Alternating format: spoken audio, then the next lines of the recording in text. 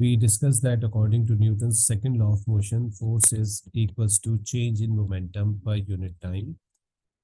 और इसके लिए फिर हमने एक एक्सटर्नल फोर्स के लिए इसका एक कंक्लूजन बनाया था. That conclusion was F is equals to ma. कि फोर्स किसके बराबर होता है?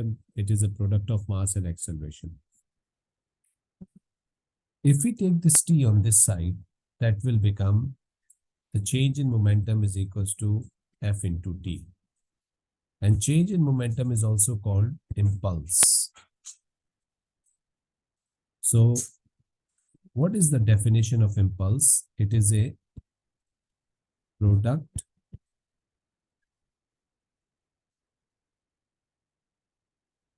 of force and time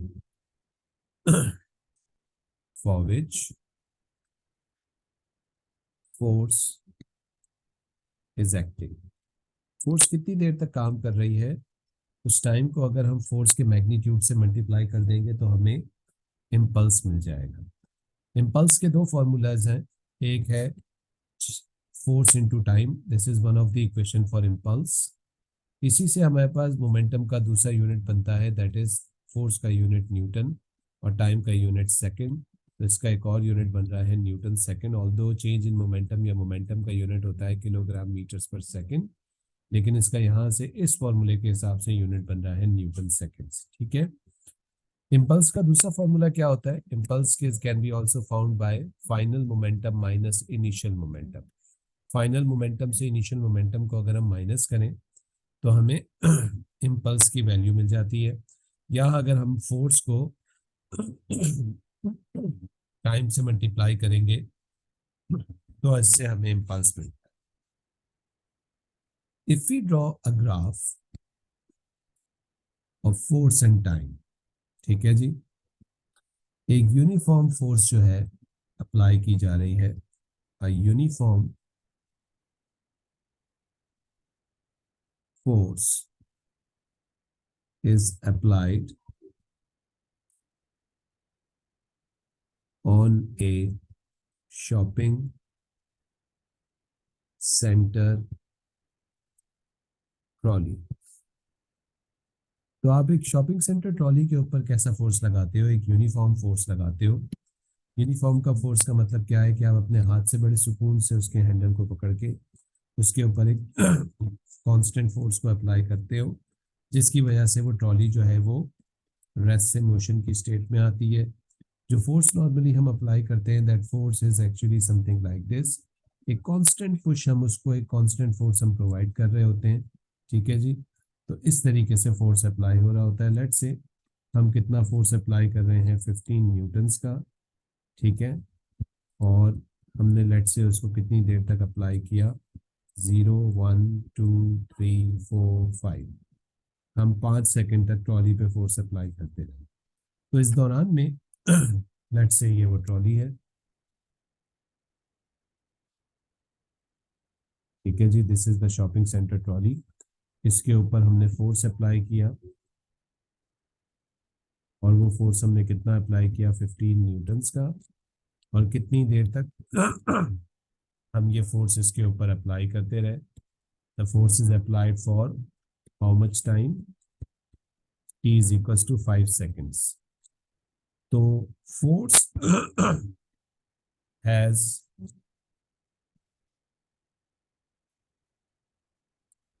created impulse. Force ने यकीनन क्या क्रिएट किया होगा? इम्पल्स क्रिएट किया होगा. या हम ये कह सकते हैं force has changed the momentum. या इम्पल्स क्योंकि मोमेंटम है तो we can also say that force has changed the momentum of the trolley. ठीक है. इनिशियली लेट्स से इस ट्रॉली की वेलोसिटी कितनी थी? 0. We want to find out the final momentum या चेंज इन मोमेंटम या इम्पल्स हमें अगर निकालना है तो हम किस तरीके से निकालेंगे? Now simply the area of this graph is equals to change in momentum या इम्पल्स. ठीक है. तो ये आपके पास एक रेक्टेंगल है तो इसका area he change in momentum या इम्पल्स के बराबर है, विच इज 15 मल्टीप्लाई बाय 5. ठीक है, what is 15 multiply by 5 guys, बताइएगा जरा क्या वैल्यू है।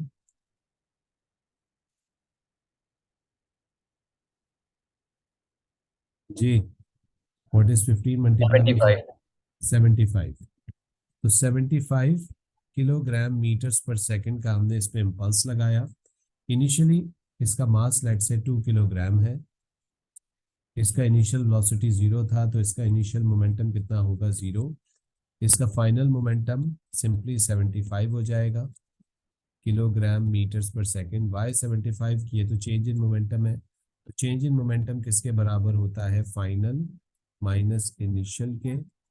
Change in momentum is equal to final हमें मालूम करना है, और इनिशियल ऑलरेडी कितना है? 0।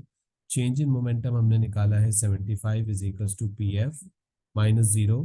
तो पी एफ यानी फाइनल मोमेंटम सिंपली 75 के बराबर हो जाएगा।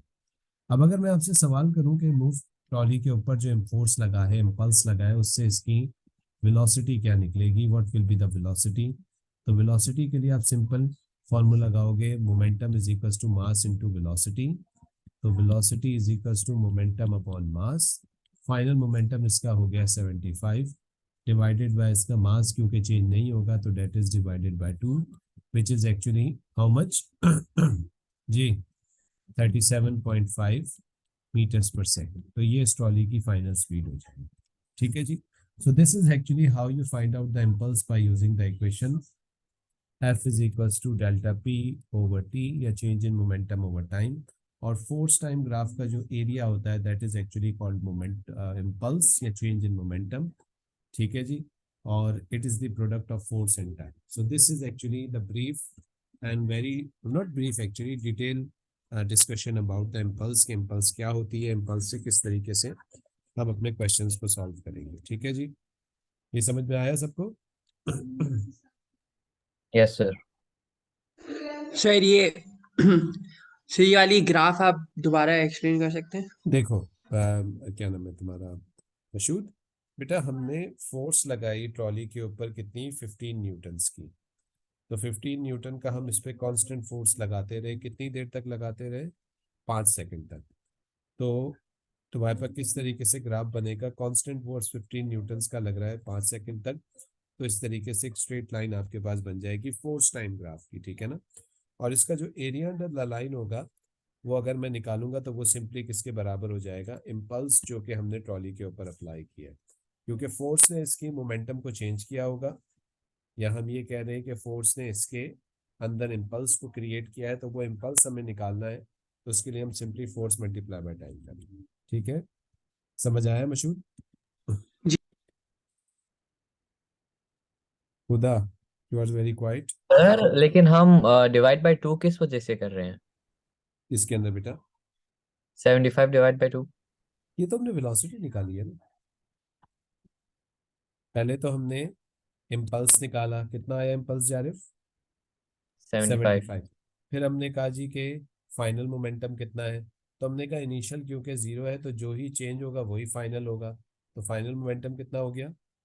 75 हो। 75। फिर उसने कहा कि जी इसकी वेलोसिटी निकालो, तो वेलोसिटी के लिए तुमने मोमेंटम का फॉर्मूला लगाया, और मोमेंटम जो था उसका 75 उसको मास से डिवाइड कर दिया, क्योंकि ट्रॉली का मास कितना है?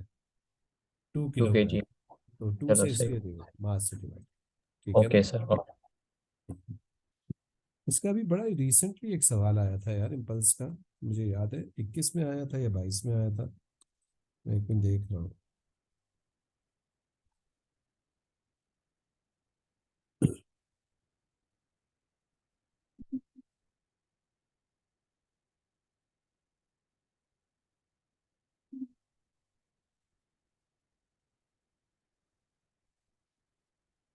जी हुदा बेटा, एनी क्वेश्चन?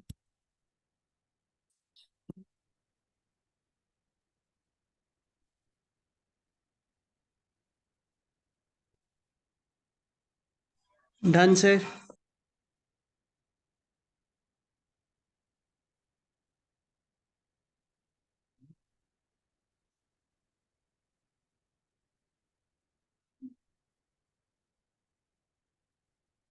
ये बच्चों का भी हो गया सबका? Yes, sir. जी सर।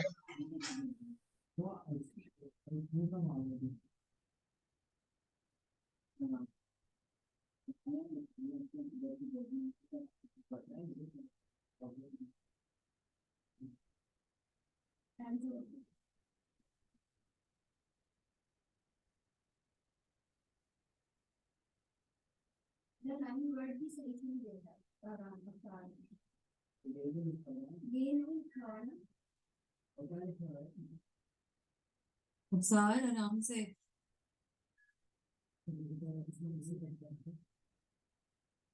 जी बच्चों, this is the question of May June 2000 नहीं अक्टूबर नवंबर 2021 पेपर 2-1। क्वेश्चन नजर आ रहा है आप लोगों को?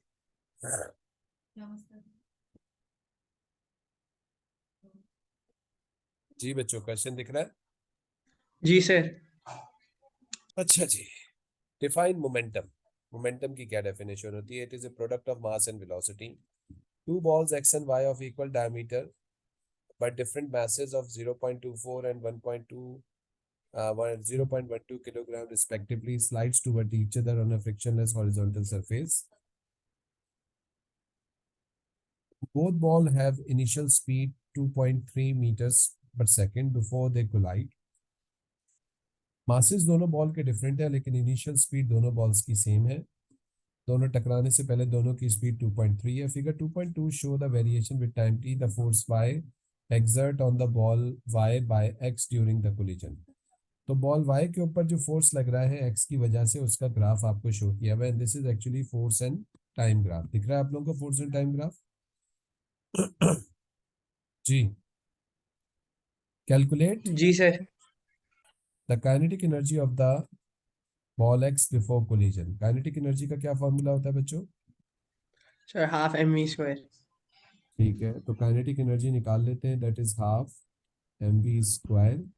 ठीक है, तो काइनेटिक एनर्जी कितने के बराबर हो जाएगी? Half 0.24 multiply by 2.3 square. बताइए क्या काइनेटिक एनर्जी आ रही है इसकी?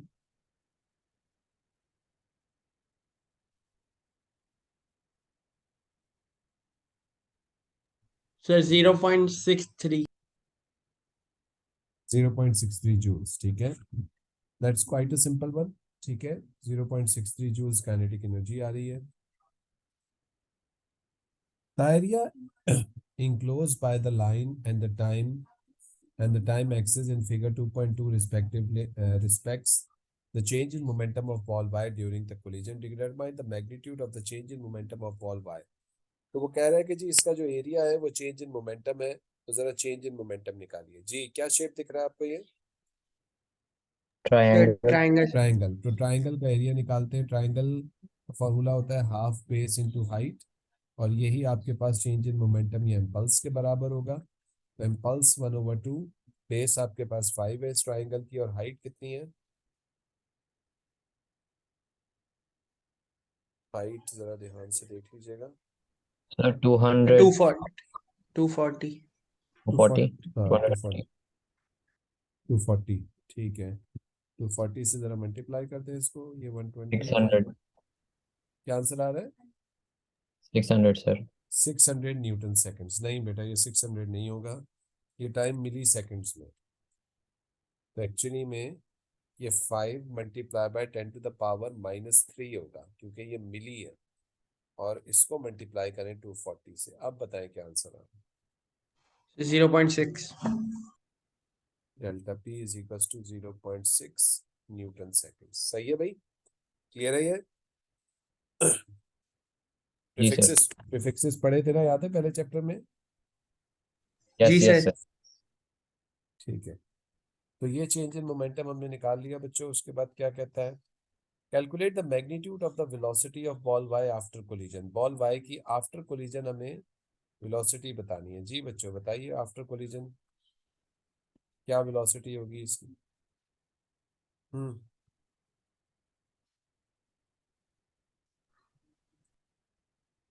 सर वो m1v1 यूज करना है ना? नहीं नहीं, m1v1 नहीं यूज करना, चेंज इन मोमेंटम का इस्तेमाल करेंगे मशहूद। ये जो इम्पल्स सर था, हम मोमेंटम ढूंढ ये जो चेंज इन मोमेंटम सॉरी हुआ है सर। ना, ये चेंज इन मोमेंटम किसके बराबर होगा? Final momentum minus initial momentum के, है ना मशहूर? जी सर।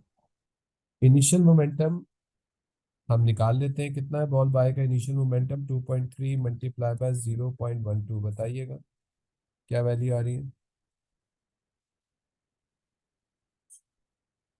0.2276। 276, ठीक है जी। चेंज इन मोमेंटम कितना हुआ है? 0.6 is equal to final momentum निकाल लेते हैं। इनिशियल मोमेंटम कितना निकाला है हमने? 0.276, ये बिफोर कोलिजन था, सही है ना? तो बताओ फाइनल मोमेंटम कितना आ रहा है, बताओ जरा, ये माइनस उधर ले जाओ। बल्कि एक गड़बड़ है छोटी सी, वो गड़बड़ नो ये है। Sir, I am sorry it's 0.27, वही 276 ही मिल रहा है हाँ, क्या? लेकिन एक गड़बड़ ये है बच्चे कि इसकी वेलोसिटी की डायरेक्शन माइनस में लेनी चाहिए, ठीक है ना? क्योंकि ये किस साइड पे जा रहा है? ओ, ऑपोजिट साइड पे। तो ये माइनस 0 पॉइंट वो हो जाएगा, तो ये माइनस माइनस प्लस हो जाएगा, यानी फाइनल मोमेंटम के लिए 0.6 माइनस 0.276 होगा। ये चीज समझ में आई है मशहूद?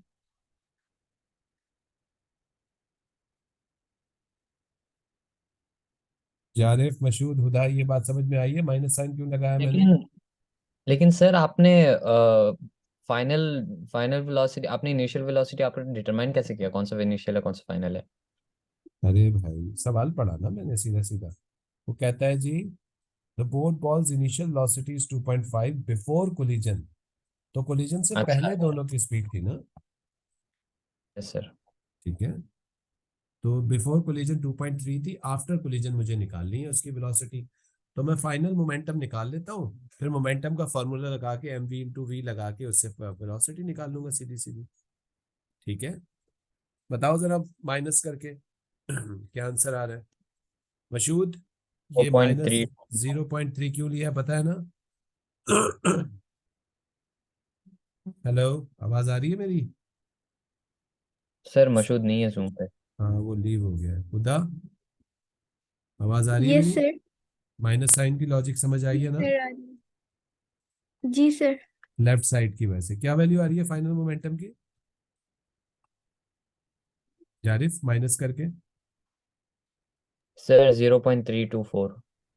324, ठीक है। ये इसका फाइनल मोमेंटम आ गया। अब मुझे इसकी वेलोसिटी चाहिए, क्या टकराने की वजह से इसका मास चेंज होगा? नहीं। तो अब मैं नो फॉर्मूला सर। लगाऊंगा, momentum is equals to mass into velocity. तो velocity is equals to momentum upon mass. तो 0.324 डिवाइडेड बाय 0.12, बताओ क्या वैल्यू आ रही है स्पीड की?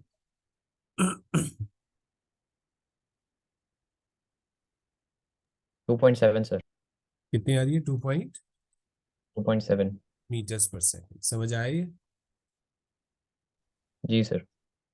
इस तरीके से मोमेंटम के या इम्पल्स के क्वेश्चन जो है ना, ये सॉल्व होते हैं। छापो इसको।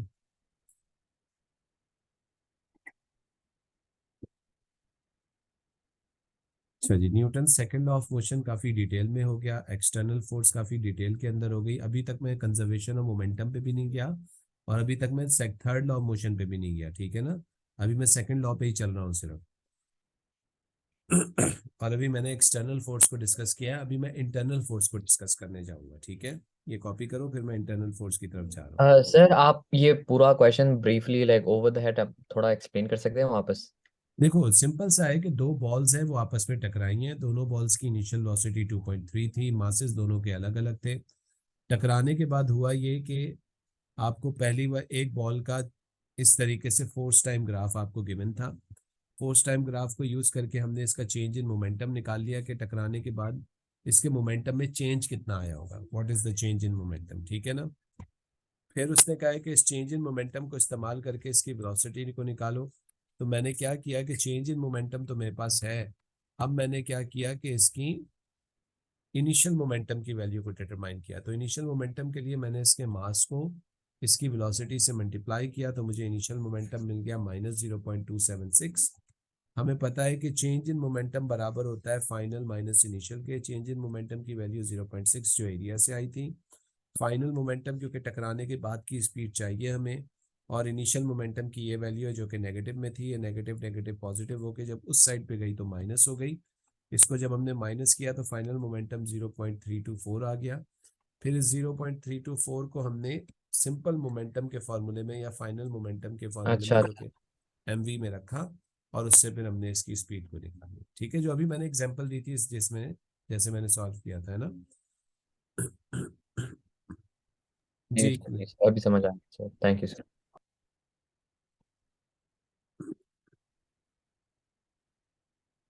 हो गया कॉपी?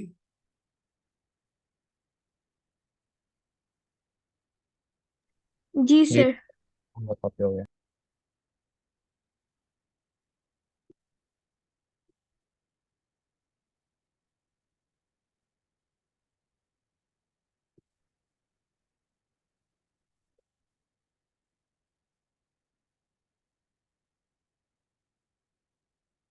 अच्छा जी बच्चों, अब हम चलते हैं जरा इंटरनल फोर्स की तरफ। इंटरनल फोर्सेस क्या होती है? इंटरनल फोर्स, इंटरनल फोर्स हो या एक्सटर्नल फोर्स हो, फोर्स का बेसिक फॉर्मूला होता है change in momentum upon time. ठीक है, ये फोर्स का बेसिक फॉर्मूला है। लेकिन अगर इंटरनल फोर्स हो तो उसके लिए हम क्या इक्वेशन ड्राइव करेंगे? पहली बात तो ये कि जब सिस्टम में इंटरनल फोर्स लगता है तो उससे मोशन तब क्रिएट होती है जब सिस्टम का मास चेंज होता है। Internal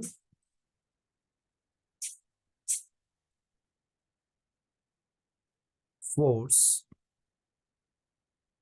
can create motion only when mass of system changes। तो जब आपके पास सिस्टम का मास चेंज होगा तभी इंटरनल फोर्स मोशन क्रिएट कर सकती है, अदरवाइज वो मोशन क्रिएट नहीं कर सकती। ये बड़ी क्लियर कट याद रखिएगा बात। कंसिडर अ रॉकेट, एक रॉकेट को कंसिडर करें, दिस इज अ रॉकेट। ठीक है, रॉकेट में आपके पास बहुत सारा फ्यूल भरा हुआ होता है, तो this rocket contains some fuel, this is fuel, mass of fuel let say आपके पास कितना है 40 किलोग्राम्स, और मास ऑफ रॉकेट कितना है, लेट से वो भी कितना है 40 किलोग्राम्स है। लेकिन मुझे एक बात बताइए, जैसे ये फ्यूल बर्न होगा, rocket is fired,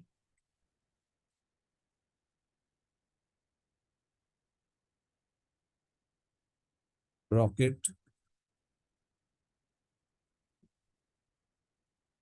move upward due to burning of fuel. तो रॉकेट फ्यूल की बर्निंग की वजह से बर्न होगा, तो आपके पास गैसेस जो हैं वो एक्सक्रीड आउट होंगी, दीज आर गैसेस, जो गैसेस प्रेशर के साथ एक्सक्रीड आउट होंगी, जिसकी वजह से रॉकेट जो है उसके ऊपर एक थर्स्ट फोर्स लगेगा और रॉकेट मूव अपवर्ड करेगा। ठीक है जी, ऊपर की तरफ जाए।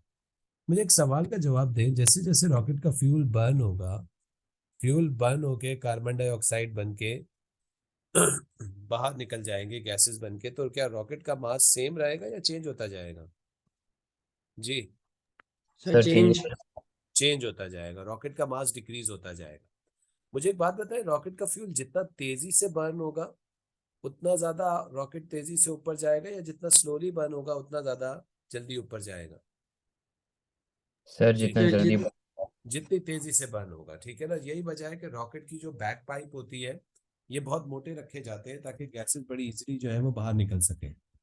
और जब किसी गाड़ी को मॉडिफाई करवाया जाता है तो गाड़ी को मॉडिफाई करवा के उसके साइलेंसर को भी बहुत मोटा कर दिया जाता है, ताकि उसमें साइलेंसर में से जो है वो गैसेस जो है वो क्विकली, पेट्रोल के बर्न होने की वजह से गैसेस तेजी से साइलेंसर से बाहर निकले, तो गाड़ी जो है वो ज्यादा तेजी से स्पीड पकड़े। अगर हम साइलेंसर को छोटा रखेंगे तो क्विकली गैसेस एक्सक्रीड आउट नहीं हो सकेंगी, जिसकी वजह से गाड़ी की स्पीड इतनी ज़्यादा फास्ट नहीं होगी। ठीक है।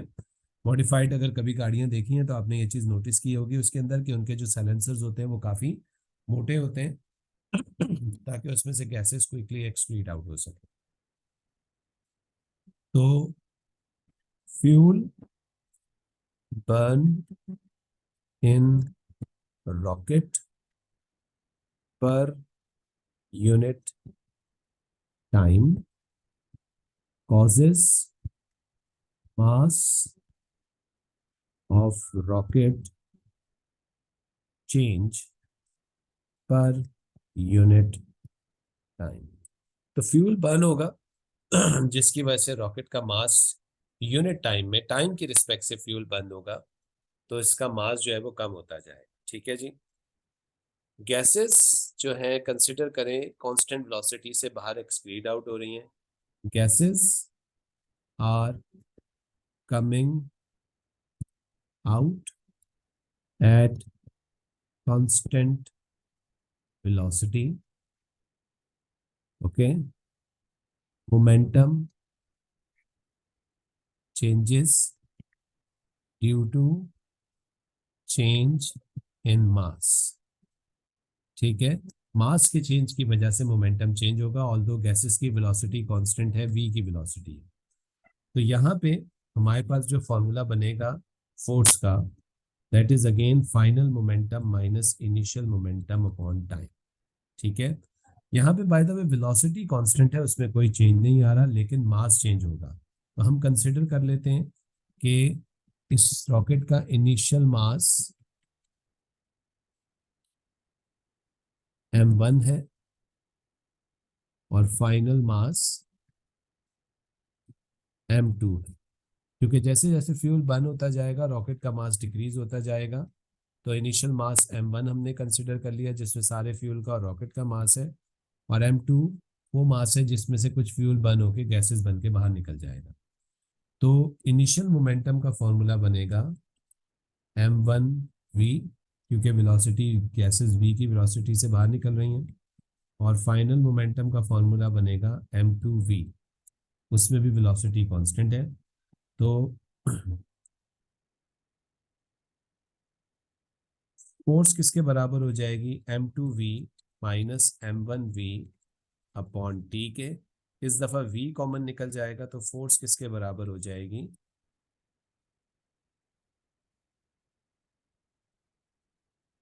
v, और ये हो जाएगा m2 minus m1 upon T.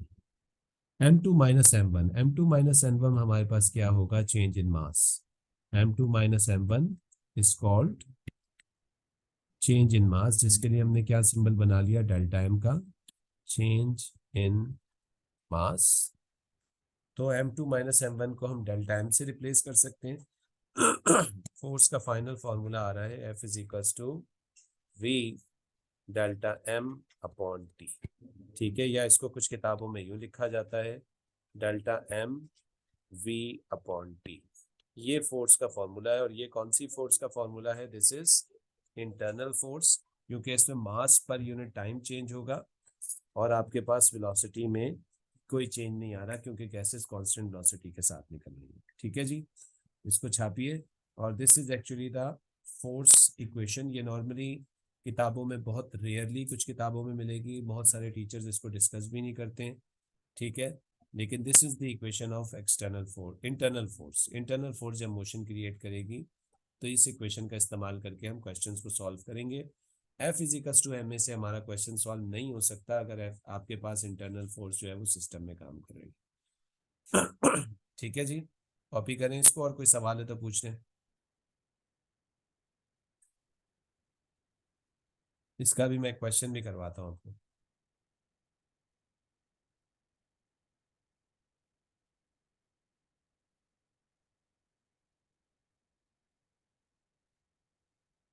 Excuse me sir. जी बेटा।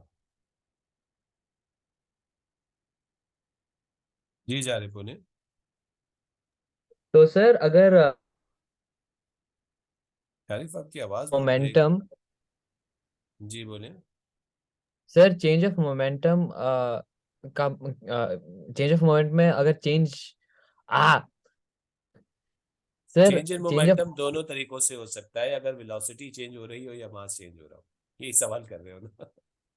नो सर, मैं पूछ रहा हूँ कि rate of change of mass effect करेगा क्या मोमेंटम को? हाँ बिल्कुल सही है, rate of change of mass बिल्कुल इफेक्ट करेगा, बिल्कुल करता जाएगा। चलो सर। एक गाड़ी चल रही है, उसमें बहुत सारे लोग बैठे हैं, आहिस्ता आहिस्ता करके तुमने लोगों को धक्के मार के बाहर गिराना शुरू कर दिया। गाड़ी का इंजन कांस्टेंट फोर्स अभी भी प्रोवाइड कर रहा है, बताओ गाड़ी की स्पीड वही रहेगी या चेंज हो जाएगी? सर चेंज हो जाएगी। बढ़ जाएगी ना, क्योंकि बंदे उतर गए ना। जी सर।